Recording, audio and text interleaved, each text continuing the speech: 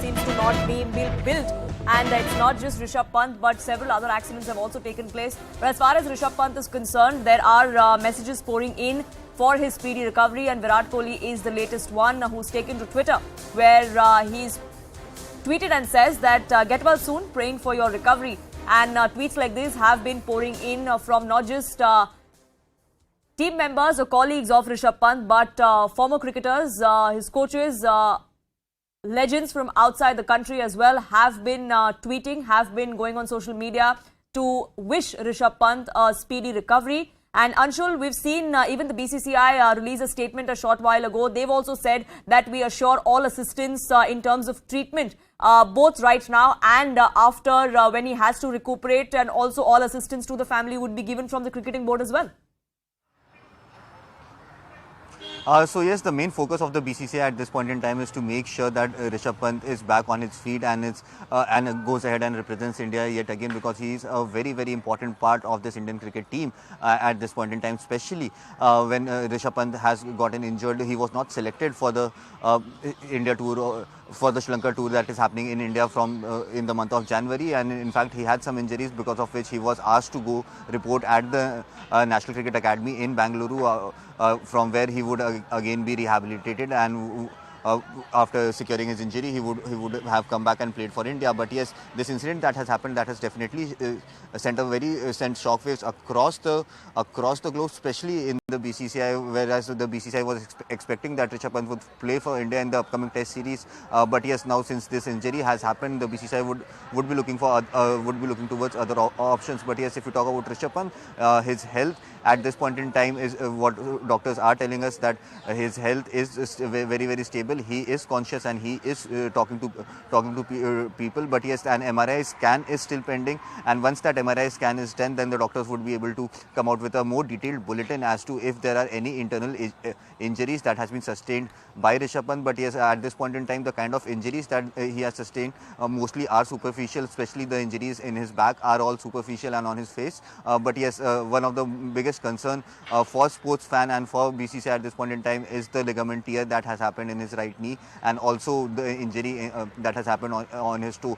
So yes, it generally takes 4 to 6 weeks to recover from a ligament tear. But yes, it remains to be seen, since this accident has happened, how quickly can Rishabh Pant finally get back on his feet, after which the BCCI, once Rishabh Pant is fine, he gets back on his feet, he would be sent to the National Cricket Academy for rehabilitation. And once the rehabilitation process is done, then we can expect Rishabh Pant back on the cricketing field representing India and making sure that India wins many more matches like he has done in the past. Yes, but that is going to take a while for his full recovery. Of course, wishes are pouring in for his speedy recovery, but his injuries are multifold, and all of which are being looked into as we speak. Binesh, my colleague, also continues to be with us. And Binesh ji, जैसे आप हमें दिखा रहे थे, जो जगह है वहाँ ये पहला एक्सीडेंट नहीं हुआ, ऐसे काफी सारे हादसे हो चुके हैं पिछले कुछ महीनों में, पिछले 1-1.5 सालों में।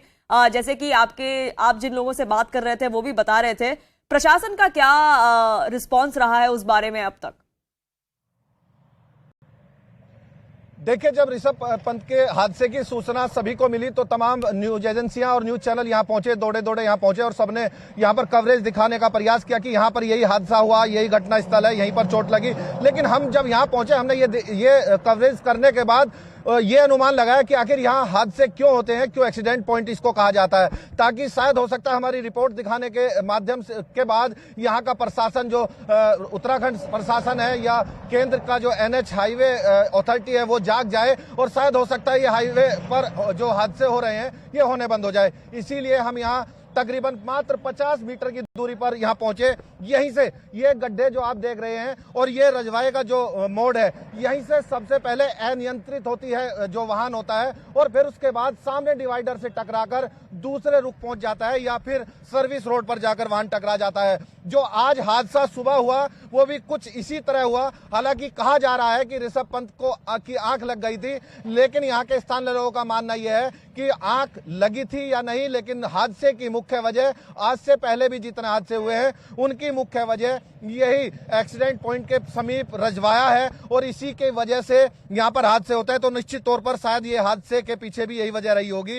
इन्होंने प्रमाण भी दिया और हमें कई तस्वीरें भी दिखाई कि यहाँ पर जिस तरह से वाहन बड़ी तेजी से NH-58 हाईवे दिल्ली से देहरादून को जाते हैं, तो यहाँ से सामने से जिस तरह दुपहिया वाहन भी आप देख रहे हैं, मजबूरी में इनको सर्विस रोड से हाईवे पर आना पड़ता है और सामने से जब तेजी से कोई वाहन आता है, अचानक से जब रोंग साइड से कोई वाहन जाता है, तो निश्चित तौर पर हादसे का शिकार हो सकता है कोई भी वाहन, और ऐसा होता रहा है और होता चला आ रहा है। मगर अभी तक जो राज्य सरकारें हैं या NH हाईवे की अथॉरिटी है वो जागने को तैयार नहीं है कि आखिर इन हादसों पर किस तरह रोकथाम लगाई जा सके। हमारे देश का जो क्रिकेट स्टार था, क्रिकेट स्टार है, वो आज भी इन्हीं की लापरवाही का आज शिकार हुए हैं। जिस तरह चपेट में आए हैं, आज गंभीर रूप से घायल हुए हैं, यही उनकी गाड़ी क्षतिग्रस्त हुई है इसी वजह से, लेकिन अभी भी इसको सुधार करने की तैयार नहीं है। जब मैं यहाँ पूरा जायजा ले रहा था, यहाँ के स्थानीय लोगों की देखो भीड़ देख सकते हैं आप, काफी लोग इकट्ठा हो गए और वो चाहते हैं इस समस्या का किसी भी तरह समाधान हो। उन्होंने हमारा धन्यवाद भी किया कि हम इस समस्या को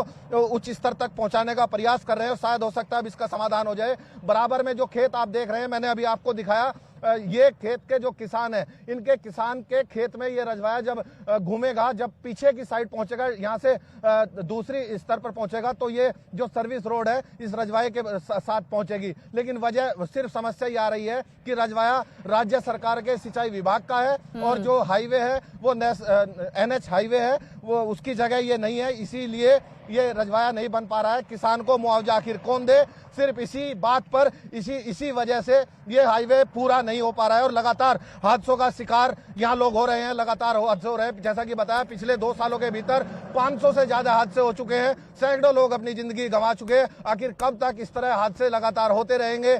क्यों इसको NH-58 हाईवे के बजाय यहाँ पर एक्सीडेंट पॉइंट के नाम से जाना जाने लगा है? जिस तरह पहाड़ों में आपने देखा होगा